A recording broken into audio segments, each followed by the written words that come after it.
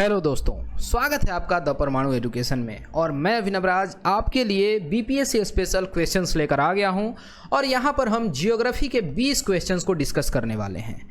चलिए स्टार्ट करते हैं। आज का हमारा पहला सवाल है, which state receives maximum rainfall due to north east monsoon.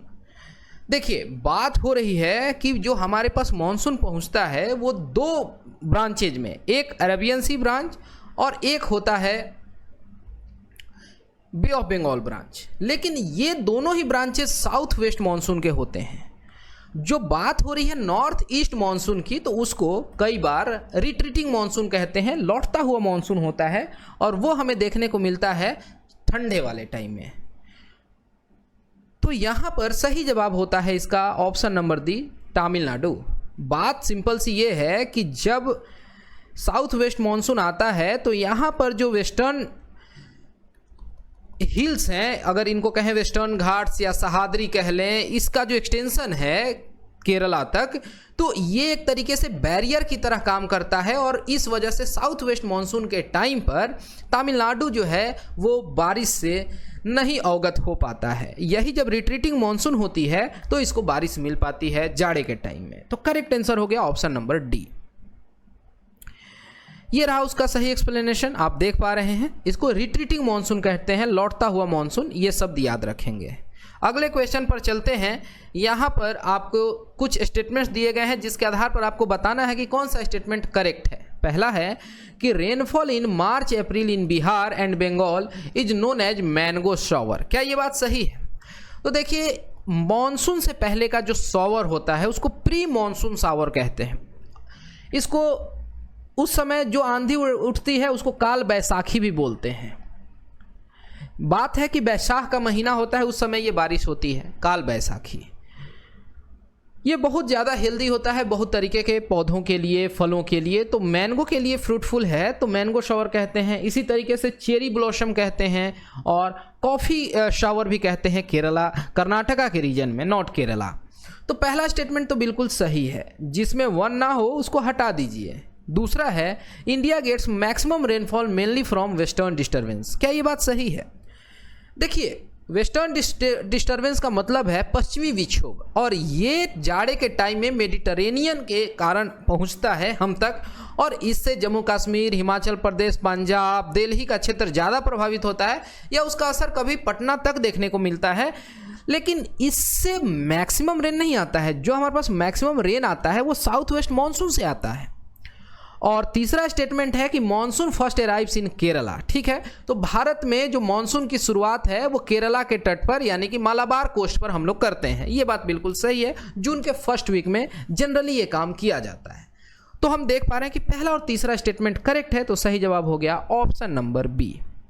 Okay, यहाँ पर पूरी टाइम बताई गई है कि 1 जून, 5 जून, 10 जून, 15 जून, 1 जुलाई, कैसे कैसे मानसून आगे बढ़ता है, और दोनों ही ब्रांचेज जो हैं उसको आपको देखते जाना है। इसके बहुत अच्छे अच्छे रिप्रेजेंटेशंस जो हैं GIF वगैरह में नेट पर अवेलेबल होते हैं, आप देख सकते हैं। तीसरा क्वेश्चन है, यहाँ पर 2 स्टेटमेंट्स देकर असर्शन और रीजनिंग वाला सवाल है। पहला है कि India has a tropical monsoon type climate. क्या ये बात सही है कि भारत में उष्णकटिबंधीय मानसून प्रकार का जलवायु है? और इसका रीजन है कि India is located exactly between the tropical latitudes. क्या ये बात सही है? बिल्कुल नहीं। हमारा जो इंडिया है वो इंडिया के 8 राज्यों से देखते हैं कि ट्रॉपिक ऑफ कैंसर गुजरता है। इसके ऊपर बहुत सारे राज्य हैं हमारे जो कि सब ट्रॉपिकल रीजन में पड़ते हैं, और कुछ राज्य जो हैं जो कि ट्रॉपिकल रीजन में पड़ते हैं। तो ये कहना कि इंडिया पूर्ण रूप से एग्जैक्टली जो है ट्रॉपिकल लैटिट्यूड्स में पड़ता है, ये बात सही नहीं है, समझना होगा। इंडिया का जो अक्षांशीय प्रसार है वो 8 डिग्री 4 मिनट से लेके 37 डिग्री 6 मिनट नॉर्थ तक है। कहने का मतलब कि 23.5 के ऊपर जो भी है वो तो ट्रॉपिकल नहीं है ना। तो ये दूसरा स्टेटमेंट तो ऐसे ही गलत हो गया। तो करेक्ट आंसर क्या हो जाएगा? ऑप्शन नंबर सी, कि पहला स्टेटमेंट तो सही है लेकिन दूसरा आंसर जो है स्टेटमेंट वो गलत है। ठीक। चौथा सवाल है कि which country receives blood rain. अब देखिए, एक्चुअली ये कोई खून की बारिश नहीं होती है, यहाँ पर मेडिटरेनियन सी है और मेडिटरेनियन सी के नीचे में यहाँ पे सहारा डेजर्ट है। सहारा में बालू है, डस्ट है जो कि रेडिश कलर का है। अब यहाँ से धूल भरी आंधी आती है और जब वो मेडिटरेनियन को क्रॉस करके यूरोप में पहुँचती है इस जगह पे, तो बारिश होती है। बारिश के साथ साथ धूल के कण भी बहुत गिरते हैं लोडिंग के वजह से, और वो एकदम रेड उस समय नज़र आता है पूरा का पूरा वो स्पेस, क्योंकि डस्ट है, सैंड है, रेडिश कलर का वो दिख रहा होता है। तो ये कहाँ पर एक्सपीरियंस किया जाता है? मैंने तो ब्रॉड टर्म में अभी आपके सामने यूरोप कह दिया। तो ये देखने को मिलता है फेनोमेना इटली में। इटली की राजधानी रोम है। तो इटली की बात हो रही है तो हम टाइबर नदी बता दिए, रोम बता दिए, और इसी के अंतर्गत एक और छोटा सा देश है वेटिकन सिटी, दुनिया का सबसे छोटा देश भी है। Okay, Italy. लेकिन ये जो क्वेश्चन है ये लोकल विंड्स पढ़ने के लिए आपको बोल रहा है कि अच्छे से लोकल विंड्स को पढ़ लीजिए। ये जो ब्लड रेन कराता है इसको सिरोको बोलते हैं। इसी तरीके से कहीं हरमटन कहलाता है, कहीं खमसीन होता है, कहीं फोन होता है, कहीं संता आना होता है, स्नो ईटर जो होता है या आइस ईटर होता है। ठीक है, तो ये अलग अलग नामों से जाना जाता है अलग अलग जगहों पर। इसके बारे में आपको अच्छा आइडिया होना चाहिए। ठीक है, अगला सवाल है, यहाँ पर कुछ डेजर्ट्स के नाम दिए गए हैं और वो किस जगह पर पड़ते हैं ये मैच कराना है। अटाकामा डेजर्ट, ये आपको दुनिया के किस देश में देखने को मिलेगा, किस प्रांत में देखने को मिलेगा? तो चिले की राजधानी सेंटियागो, और चिले जो है ये साउथ अमेरिकन कंट्री है और इसका जो शेप है वो है लॉन्गिट्यूडनल। कॉपर माइंस के लिए चिले जाना जाता है। अटाकामा डेजर्ट जो बना हुआ है तो यहाँ कोल्ड करेंट्स का बहुत ज़्यादा इन्फ्लुएंस है। दस्त ए लूत डेजर्ट, ये आपको कहाँ देखने को मिलेगा? तो ये है ईरान की राजधानी तेहरान। तकलामाकन ये कहाँ है? तो ये चाइना के नॉर्दर्न रीजन्स में तकलामाकन। और गिब्सॉन डेजर्ट ये कहाँ पर है? तो ये है ऑस्ट्रेलिया में। अब मैच करा लीजिए, सही जवाब आपको मिल जाएगा कि करेक्ट आंसर इसका ऑप्शन नंबर सी हो गया। इस तरीके से जो दुनिया भर के डेजर्ट्स हैं, जैसे कि मोजावे कहाँ पर है, यहाँ देखिए, जैसे ये अटाकामा आप देख लिए, यहाँ पर दस्ते कावीर बताया गया है, इस जगह पे दस्ते लूत है, ये गोबी हो गया, या फिर यहाँ पे गिब्सॉन आप देख पा रहे हैं, सारे के सारे डेजर्ट्स हैं। इंडिया के लिए थार है, ये दस्ते लूत आप देख पा रहे हैं यहाँ पे इस जगह पे लिखा हुआ, ये तो टर्की का रीजन है, मैंने गलत पॉइंट आउट कर दिया था। ये काराकुम डेजर्ट आप देख पा रहे हैं।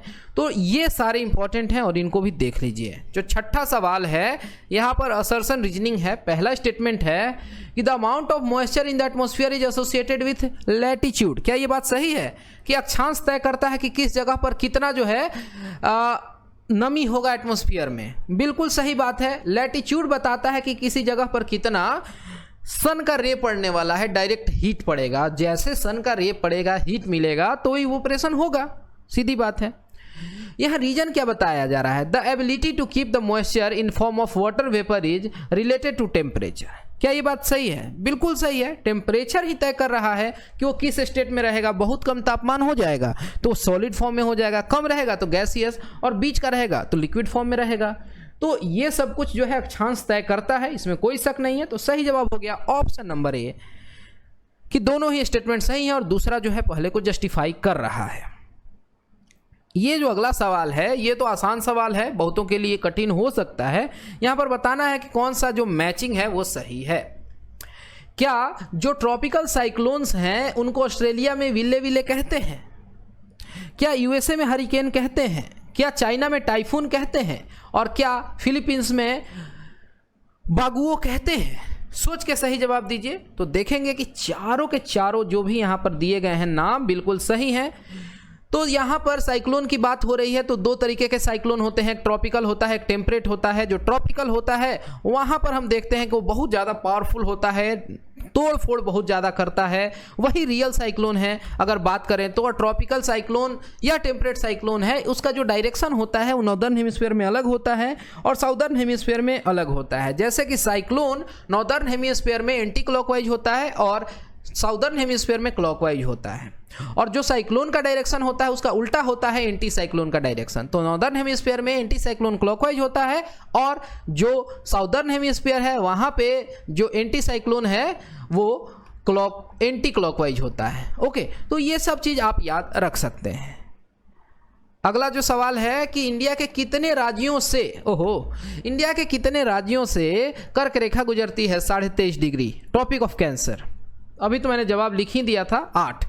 अब आपका काम है कि 8 राज्यों का नाम एक ऑर्डर में बताएं, या तो पूरब से पश्चिम की तरफ या पश्चिम से पूरब की तरफ। देखिए हम जैसे हिंदी या इंग्लिश लिखते हैं, कैसे लिखते हैं, पूरब पश्चिम से पूरब की तरफ, ठीक है। तो इसी डायरेक्शन में हम देख रहे हैं, left to right. Gujarat, Rajasthan, Madhya Pradesh, Chhattisgarh, Jharkhand, West Bengal, Tripura और मिजोरम, यही वो 8 राज्य हैं। ओके, अगले सवाल पर चलते हैं।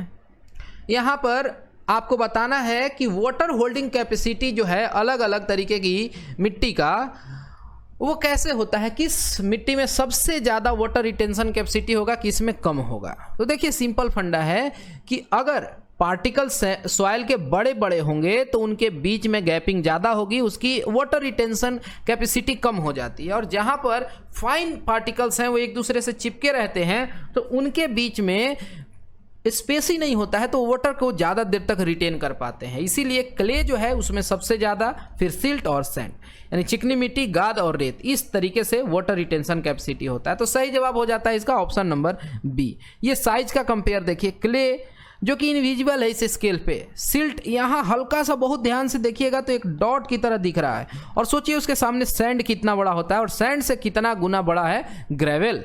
समझ गए? तो ये बेसिक फंडा है, ये इसका कंसेप्ट है। अगला क्वेश्चन है कि जो रीजन है पुडुचेरी का, ये किन किन राज्यों में है। कमाल की बात ये है कि जो पुडुचेरी है ये 4 इसके अलग अलग डिस्ट्रिक्ट्स हैं। उनके नाम क्या आप बता सकते हैं? एक डिस्ट्रिक्ट है माहे, एक यनम है, एक पुडुचेरी है और एक है कराईकाल। तो ये कहाँ कहाँ लोकेटेड है? सवाल मजेदार है। देखिए जो यनम है वो पड़ता है आंध्र प्रदेश में, पुडुचेरी तमिलनाडु में, कराईकाल भी तमिलनाडु में और माहे जो है वो केरला में है। तो सही जवाब तो इसका ऑप्शन नंबर सी हो जाएगा। इसको हम आंसर देख लेते हैं मैप पर। देखिए इस जगह पर माहे लोकेटेड है, यहाँ यनम है, ये मेन वाला पुडुचेरी जिसको आप हमेशा से सोचते हैं, और ये कराईकाल हो गया। ठीक है, तो तमिलनाडु में 2, केरला में 1 और आंध्रा में 1, है ना।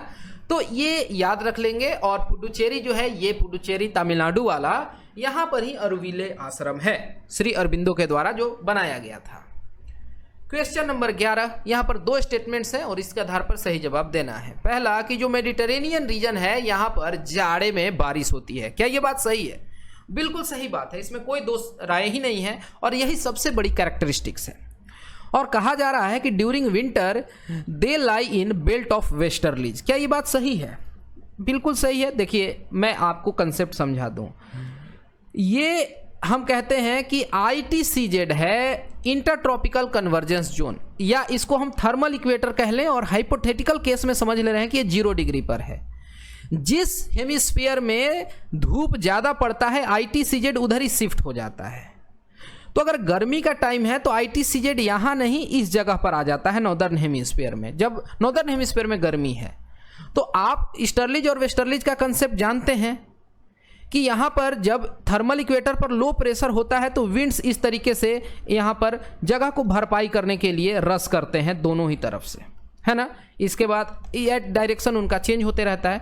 लेकिन जाड़े के टाइम में क्या होता है, जाड़े में यहाँ पर ये ITCZ इक्वेटर के नीचे की तरफ शिफ्ट हो जाता है। अब वेस्टर्लीज इस तरीके से जा रहे हैं, ठीक है, यानी इसका पोजीशन जो है वेस्टर्लीज का चेंज हो गया। तो जो मेडिटेरेनियन ऐसे तो सब ट्रॉपिकल में पड़ता है, वो जाड़े के टाइम में वेस्टर्लीज के जोन में आ जाता है, और यहां पर अब बारिश की सिचुएशन क्रिएट हो पाती है। तो सही जवाब इसका हो गया ऑप्शन नंबर ए। अगर कंसेप्ट क्लियर नहीं हुआ तो कोई बात नहीं, आप कमेंट सेक्शन में बोल दीजिए, मैं इसके लिए एक डेडिकेटेड वीडियो बना दूंगा। ये बढ़िया सवाल है और इससे आपके मल्टीपल कंसेप्ट क्लियर होंगे। आपको नदियों को मैच कराना है दोआब से। दोआब, 2 + आब, 2 मीन्स 2 और आब मीन्स वाटर। तो land between 2 rivers is known as doab. जैसे ये 2 नदियां हैं, इनका यहाँ संगम हो गया, तो ये जो क्षेत्र है ना ये दोआब कहलाता है। ठीक, पंजाब का जो क्षेत्र है 5 नदियां हैं वहां पे, तो पंच आब, लैंड ऑफ 5 रिवर्स। तो ये बिस्ट द्वाब किसका किसका है? तो देखिए यहाँ पर शब्दों को तोड़ दीजिए, बी और एस टी है, यानी ब्यास और सतलज के द्वाब को बिस्ट बोलते हैं, यानी ए के साथ तो 3 आएगा, ए के साथ 3 किस में है? ठीक है। बारी तो ब्यास और रवि, तो ये कहाँ दिख रहा है ऐसा? तो बी के साथ 2 हो गया। रेचना क्या समझ रहे हैं? तो रावी और चेनाब है, तो सी के साथ 1 हो गया। और चेज, इसमें आपको क्या दिख रहा है? सोच के देखिए, तो चेनाब और झेलम, जैसे झेलम, तो डी के साथ 4, तो यही सही जवाब हो गया 12 का डी। यहां पर इसको मैप में ही बता दिया गया है। और देखिए जो झेलम और इंदस के बीच का द्वाब है इसको सिंध सागर द्वाब कहते हैं। ठीक है, कोई कंफ्यूजन तो नहीं है? अगर नहीं है तो आगे बढ़ते हैं। क्वेश्चन नंबर 13, यहां पर आपको बताना है कि इसमें से किस झील को हम लोग मिस्ट्री लेक कहते हैं। मिस्ट्री का मतलब यहां पर क्या है कि बहुत सारी राजें जो हैं वो दफन हैं। मिस्ट्रियस है, अपने आप में रहस्यमयी है। जोर पोखरी को या डोडीटाल को या रूपकुंड को या रेड हिल्स झील को या इनमें से कोई नहीं। तो इसका सही जवाब है उत्तराखंड का रूपकुंड झील। देखिए उत्तराखंड में लोकेटेड है और ये फेमस है क्योंकि इसमें सैकड़ों की संख्या में नर कंकाल मिले थे, इस वजह से इसको मिस्ट्री लेक कहते हैं या एस्केलेटन लेक भी कहते हैं। ठीक, अगला जो सवाल है क्वेश्चन नंबर 14, यहां कुछ फसलों के नाम दिए गए हैं और उनसे एसोसिएटेड बीमारियों के नाम दिए गए हैं। अब आप कहेंगे सर ये साइंस एंड टेक का चीज है, तो चलिए कोई बात नहीं, इसको यहीं देख लीजिए। शुगर केन में किस तरीके की बीमारी लगती है? रेड रॉट या खैरा या विल्ट या ब्लाइट, है ना? तो देखिए शुगर केन का बीमारी जो है वो है रेड रॉट। इसी तरीके से धान जो है उसमें खैरा बीमारी लगती है।